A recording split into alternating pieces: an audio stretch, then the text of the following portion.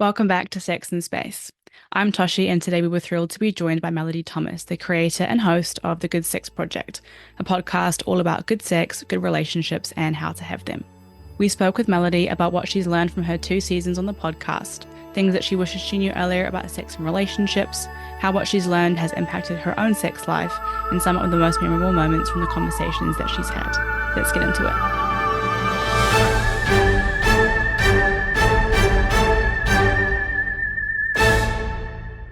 Let's get into it. Welcome to the Sex and Space podcast, Melody Thomas. Very excited to have you with us today. Thank you. So you are the host of the Good Sex Project, and I wondered if for our listeners you could talk us through what that project is all about and how you came to be involved in that. Yeah, I mean, the tagline is that it's a podcast about good sex, good relationships, and how to have them, where I interview everyday New Zealanders about the things that they're struggling with or have struggled with in their sex and love lives. And then I also come in with narration and interview experts for just wider context on some of the themes or what the research says about, the subject matter that's being talked about. I came up with the idea. I was making another podcast about similar subjects called Bang for RNZ, and I just had like a brainwave in the middle of the third season where the name came to me. Because it's not that different from Bang. I just really wanted to nail down the mission, which was to really help to educate and empower people to make real changes in their lives. And I wanted to expand it a little bit, so we were really looking over the breadth of the human lifeline. And it was, a lot of it comes down to the name. Like, I heard the Good Sex Project in my brain from goodness knows where, and I was like, well, that's obviously got to be a series. Yeah, that's it. And so I wish it was more profound than that, but really I just was like, people will like that. So here we are. And in terms of like the empowering people to make change, what kind of feedback have you had from people about the podcast? Like, have you had people contacting you and saying, this is like this specific thing has changed in my life now? Yeah, we get quite a bit of that feedback, and that is incredible. I think for both the people that I interview, who often are still in a place of feeling really alone and haven't opened up to people around them, they often leave the interview and go and share with someone, which is incredible. And I often hear back, oh my gosh, I finally had the conversation and it went so much better than I thought. Usually it goes really well. I mean, I haven't heard otherwise, so I think I assume it always goes really well. And they're obviously in a position where they're ready to talk if they're talking with me about it. And then we get messages from people, often people that older listeners will get in touch feeling a bit sad and a bit of grief, having heard the podcast and been just made really aware of what they missed out on and how much something like this could have helped them when they were younger. And younger listeners will, and a lot of the reviews are, this has changed my relationship. I've got one listener who loves to share she's a kind of parenting influencer, and she loves to share how her third child was conceived after the first season of the Good Sex Project because it changed their sex life so much. So let's make sure we're still, practicing safe sex as we listen to the series, if that's not what you want. So I hear a bit of that feedback, and that's what really encourages me to keep going. Yeah, I love that stuff the most. And so, because right now, you've been doing work on season 2, and I wondered, from all of the work that you've done with this podcast, what are some of the most memorable moments for you as a host? It's a very hard question because there are a lot for me. Well, it's both a blur, especially because at the moment we're still finishing season 2. So it's all a blur. Later I'll get some clarity and I'll look back. We've been really lucky to have Emily Nagoski on both series, who is you'll know her, she's a US-based sex educator and podcaster and writer. She is... she takes neuroscience, really complicated science, and just nails it down to stuff that people can actually use. And her first book was all about desire, and especially female desire, and how that works. And her latest book, which was released this year, is about maintaining sexual connection within long-term relationships.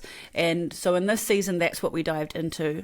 I'm trying to remember, I think it's episode 5, I think, where we bring Emily in to share some of that, because she has some incredible insights, I think, for this area that a lot of people struggle with, which is maintaining that connection through life and work and children and stress. What's a good little example? Like, one thing, I think people worry a lot about how much they're having sex. Are we having sex enough? Like, how much are our friends having sex? And one part of her research is just, she's looking at other people's research, and people who have really strong sexual connections well into, like, decades into relationships, frequency is not an indicator of anything. It means nothing. Pleasure means so much more. Do you like the sex you're having? So that kind of stuff really sticks out for me, and is something that I've kind of gone back to in my own life to reassure myself if I'm going through are we connecting enough? Or how to talk with kids about porn with Jane was a huge one for me, with Dr. Jane Sherrington. Just because my kids are of that age where I needed to be having those conversations, and I was kind of paralyzed with fear about how to broach them, even given what I know. I did that interview with her, and then just basically for the Good Sex Project, and just went home and had a really good conversation with my 11-year-old that went so well. Amazing. It was amazing. And I just feel now like that subject that was, terrifying to me before is now totally doable. And I've heard from other people who I've since spoken about that and passed on more of Jane's research and findings, and from the book she's written, which I think lots of parents could benefit from, which I think is called How to Talk with Your Kids About Porn. And I've heard from a lot of parents who are like, oh, feel thanked, like we need this. So that's been really good. Awesome. Stuff around like sex ed has really stuck with me, around how even with really comprehensive sex education, there's still a lot of people who miss out in sex ed, queer and gender diverse people, but also people with disabilities who often are missing from those conversations entirely, and so just think that sex and love is not going to be part of their lives, and so then also dismiss any messages about safety, which leaves them in a really precarious position.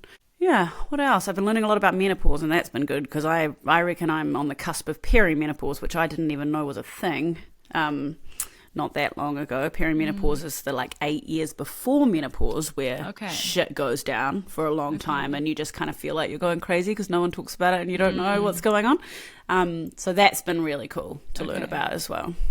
And obviously, because this whole podcast is having conversations about all these different parts of sex and sex ed and relationships. For anyone listening who doesn't feel super comfortable having those conversations, would you have any advice on how to start talking about sex and relationships in their lives? I think honestly that it all comes to, I think you have to do that thing, when you're this is random, but when you're about to jump in a river from like a cliff top, and if you wait too long, it's never going to happen, and you just have to jump before your brain can stop you. I honestly think part of having the conversations is just like blurting the words, maybe practicing yourself in the mirror, like practicing just saying like vagina and penis and clitoris and getting comfortable with the language. But then, just all I can say from personal experience is that I was also really uncomfortable at one point, and now it is so normalized and so easy to have these conversations just because I have been. And you can kind of fake it till you make it a little bit at the beginning, like just, feign confidence or throw it out there with people you trust, and who, you want to make sure you're choosing the people you're opening up to carefully, because you don't want to be shut down or shamed. But then you just got to kind of be brave and put it out there. Yeah. It's interesting, that whole language thing, how specific words can be so hard to get out because of cultural and societal kind of ways of speaking. There's nothing wrong with the word itself. It's just kind of the meanings attached to it. And Yeah. I remember talking with Jane about porn, and she was talking about early in, when your children are, say, 5 or 6 or whatever, we're not talking about porn yet, but we're definitely like labeling anatomy correctly. And she was like, we want to talk to them about penis and vagina and clitoris. And even recently I was like, clitoris? Like, we're going to talk to the 5 or 6 year old about clitoris? But Like it's the biological, it's the exact same anatomy as the penis. Why would we admit it? Yeah. But there was it's like a just little that fright reaction. Yeah. Pleasure, no. So It's all weird. these feelings that are attached to these words, which makes it so hard to talk about. But I think you make such a good point when you say, choose who you open up to, because you don't want to, be shamed and shut down, because it makes it so much harder. Yeah. And that kind of leads into my next question. Have you noticed, like, any particular taboos that you think still need to be broken down in these conversations about sex and relationships? Yeah, I mean, all of them. I'm just still kind of baffled, even having at one point experienced that feeling of shame or, being nervous to open up these conversations myself. I'm still kind of baffled about why this one part of our lives that we basically all do and that's kind of like, it's kind of this funny, silly, weird thing we do where we like get naked and rub on each other. Like, why can we not just talk about that like we talk about everything else? I'm not saying we need to be out here like sharing all our private sexual details, but if people are feeling alone or confused, then why not talk about it? So yeah, that's the first answer is all of it. But I think some that come to mind are definitely some sexual health stuff and women's sexual health stuff. I've talked to a lot of people who, for example, think they're going crazy for 8 years and it's perimenopause, or take 9 years to get a diagnosis for endometriosis, or, experience extreme pain when it comes to penetrative sex and just assume that that's part of sex. And so they just kind of persevere and don't seek help for that. STIs, I think, if you're having sex, and especially if you're having casual sex, then STIs are kind of just part of it, and it would be great to be able to talk more openly about safety aspects as well as getting tested and sharing information that's needed, without all the like, oh, I'm so gross because I've got this STI. Like it's like a cold sore. It's just kind of going to happen. Yeah.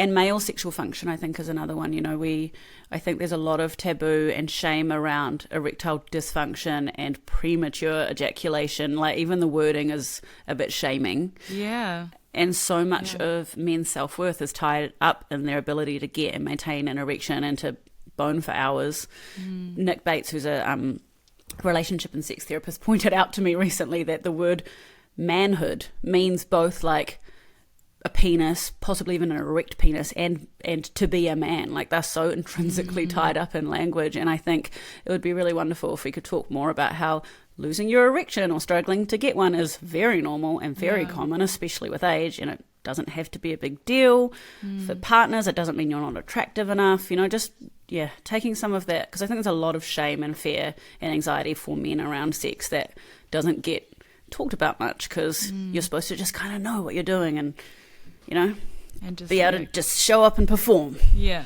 Yeah. And in terms of people coming to you and saying, I really wish that this was something that I'd had when I was younger, and it would have really changed my perspective, on sex and relationships. If there was one thing that you could go back in time and tell your younger self about sex and relationships, what would that thing be?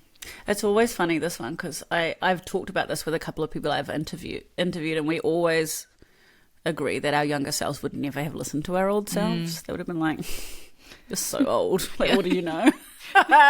So I had to try and frame it in a way that my younger self would actually listen to myself. I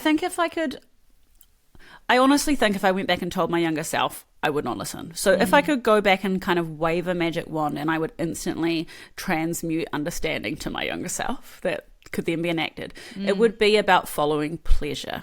So I think a lot of my younger sexual experiences, I still had a lot of fun, but it was very much about the pleasure of my partner. It was about, being kind of sexy or, being wanted, and not about my own experiences of pleasure. So it took me quite a while to get to that.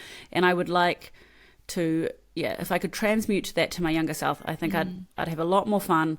I'd have a lot less average sex and a lot less sex with dickheads who didn't deserve to be in that interaction with me. I just, honestly, some of those boys, oi, oi, oi. If someone's listening going, you know what, that sounds like me, but how do I put my own pleasure first? What would your advice be? I think that you start with yourself. So masturbation is a part of that, is figuring out what kind of touch you like. There's some really nice, I know on some of the erotic audio apps like Dipsy and Quinn and possibly elsewhere, there are some guided masturbation kind of audios that prompt you to slow down and experience different kinds of touch and just have a kind of more intentional experience than, just kind of like having an orgasm and falling asleep. I think things like that are really helpful. I think paying attention to when your body goes, ooh, when you hear something or see something or experience something, and when your body goes, because I think I was very shut off to my body. And probably if the person listening is also shut off to their body, then any embodying practices like dancing and really savoring the food you're eating and anything that gets you in your body in those situations is going to help you. I also think, there's a whole piece missing, which is if you're in an experience with another person and it's not going in a way that is working for you, how you then get the language to say, actually, can we do this differently? And I think that is a very difficult thing to do. And again, if you take sex out of the equation and you just practice that advocacy, that self-advocacy more in non-sexual situations, oh, I'm sorry, my coffee, I didn't order this, or, I don't know, I didn't like how you spoke to me just then. Like just practicing being brave and standing up for yourself in those situations, I think can really lend itself to the partnered sexual interactions. Yeah. And then just like, I don't know, fast forward 10 years because you'll have it down then. Like just go machine. Slow because honestly, there's no hurry. I think I remember being a teenager and feeling like everybody was having sex, and the research says that actually like 1 in 4 New Zealand teenagers leaves school having had penetrative sex. Like basically no one's having sex. Like do not worry about it. Just take your time. Take your time. That's a really nice message. And I like what you were saying too about the, communication, because I really think that's something that is a skill that would be great to be taught at school, is how to communicate, and communicate your needs and your wants, because we don't really get taught that so much, and that's helpful not just in sex and relationships but in life, really. In life. Yeah. And then understanding the ways that your upbringing or any interactions you had when you were younger are impacting your ability to receive information. Like for so long my husband and I were arguing in a way that was just so non-conducive and so defensive, and it took us quite a while to kind of figure out our trigger points and figure out how to communicate when we were upset and felt like there was so much on the line in a way that actually like benefited our relationship and our connection, rather than just kind of more deeply entrenching resentment. Yeah, those things take a lot of practice. It takes practice, and and I think a lot of our self-worth can be tied up in, if someone says, I didn't like it when you did this, we can hear it as, you're a piece of shit and I hate you. And, it's like, yes. And of course we act defensively, given that's what we're hearing. Yeah. So you got to like work to actually listen, move past that initial feeling and hear what they're saying, so that you can receive the info and grow and learn together. Yeah.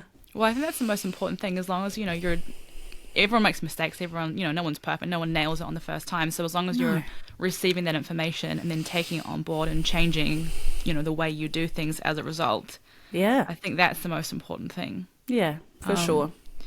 And I wondered, so because the Good Sex Project is about having good sex and good relationships, I wondered what maybe some takeaways might be for our listeners, what are the things that kind of have really stayed with you? Just a couple of things from the podcast.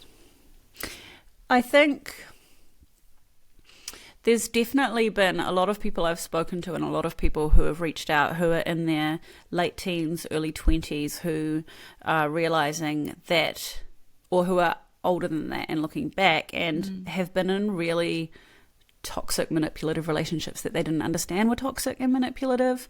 So I think I can't remember which episode it is, but in one of the episodes we really delve into like red flags and gaslighting and love bombing and all of these things that can kind of suck you into bonding with a person who maybe doesn't have your best intentions at heart, or also is just acting from their own place of insecurity and is, controlling somebody else or having somebody else be enamored with them helps them with their sense of self, which is also not a basis for a healthy relationship. So I think in terms of stepping into relationships and into healthy relationships, recognizing when someone is manipulating you, or when, the dynamic is just one that is not healthy, that would be better to step away from earlier, is definitely part of that.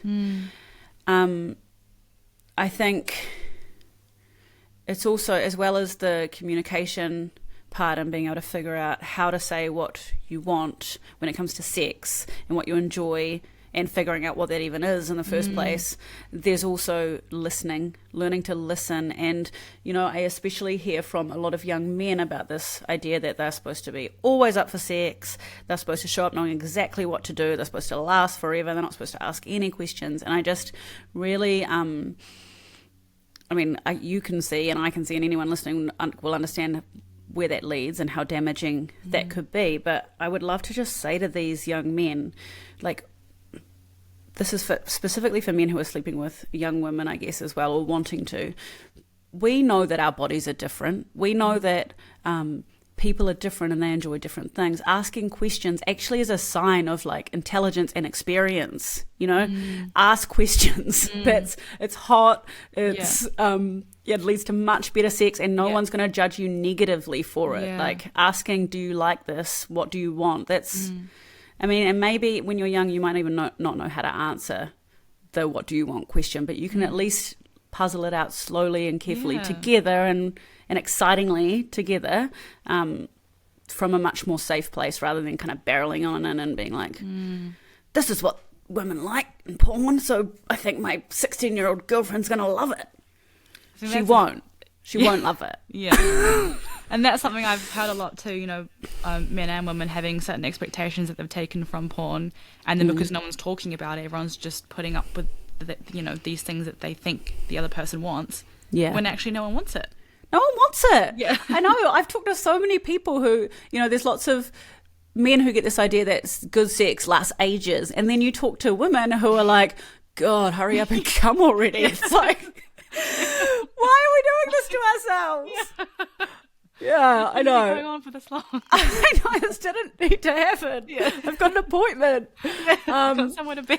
Yeah, I think, porn, there's a whole nother conversation, is the ways in which porn is shaping how we're interacting in the bedroom. But porn, like, great, enjoy it, but it's not a learning resource. Like, no. Figure that out in real life with another person, and conversation with that other person. Yeah, it shouldn't be some kind of instruction manual.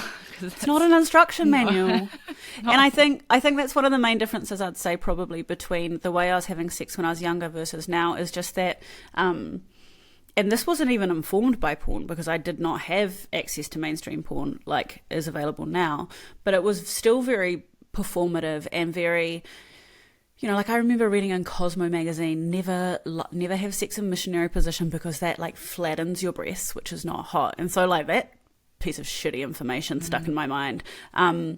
It's always about how, it was more about like, do I look hot right now? How's my body looking? Like, and that shit just does not even come into play anymore. Yeah. I feel very much more, I'm less self-objectified, looking at myself from the outside in, and more kind of, I am the subject of my own experience, and I'm working from a place inside my body most of the time. Getting to be able to like actually experience what's going on, rather than how the experience is being perceived on the other side. Yeah, and if I do get into my head, I usually can bring myself back to my body by just breathing and like focusing in again on how my body's feeling, rather than like, oh, am I taking too long? Do I, is he enjoying this, blah blah blah. I can just I'm much better at that kind of practice of embodiment, being present. And I just wanted, before we sort of wrap up the podcast, is there anything that I haven't asked that you wish I had, or anything that you'd really like to share with our listeners about sex? I ask people that question all the time, And I'm only now realizing how annoying it is because I'm just joking, but also not joking. Yeah. Because people usually are like, "Oh, great, here's that thing," but I don't know what's the thing. You've asked all the things. I think. Well, there was a part of Emily Nagoski's latest book, which is called "Come Together," about sex and long-term relationships, which talked about how internalized sex negative thinking can impact our experiences of pleasure. And I hadn't really ever thought of, I know that, for example, vaginismus, which is, when the vaginal wall will kind of spasm or tense up upon penetration, and then penetration is kind of impossible or really, really painful. I know that is one of the things that can be related to or can lead to vaginismus or contribute to it is a sex negative upbringing, being raised in purity culture. So I know that your brain can impact your experiences of pleasure, but I hadn't quite taken it to the next level of unpicking some of that sex negativity and internalized shame can actually, I think that over the last year or two, my experiences of orgasm have gotten better, and it's had a physical impact on my experience of pleasure, just learning more and unpicking some of the bullshit, as well as having a great impact on my ability to communicate with the people around me. So yeah, I think you can't really lose when it comes to just learning a bit more about this kind of thing. It has this physical impact on your body, maybe even without you realizing how that's come about. Yeah. Yeah. It's amazing how that works, how it's all so tied together. Yeah, but then it's also isn't that amazing? Of course. Yeah. Of course of course stress fucks your body. Of course our brain impacts our physicality. But for some reason I hadn't clicked in that way with this. Yeah. And just for our listeners quickly, if they want to tune into to your podcast, The Good Sex Project, where can they find that? They can find it wherever they listen to podcasts. It's on Spotify, Apple Podcasts. It's in all the places. You could go to stuff.co.nz and search for the podcast on there, and that gives you all the links. Or just go where you listen to poddies. And if you can start with either season as well. If you want to start with the season that's happening now and then potentially go back to season 1 if you're really enjoying it, then you can do that. Amazing. Thank you so much, Melody. It's been so lovely to talk with you about all things sex and relationships. Thank you so much. And for our listeners, I'll put the link as well to your podcast in the description so they can find it there. Amazing.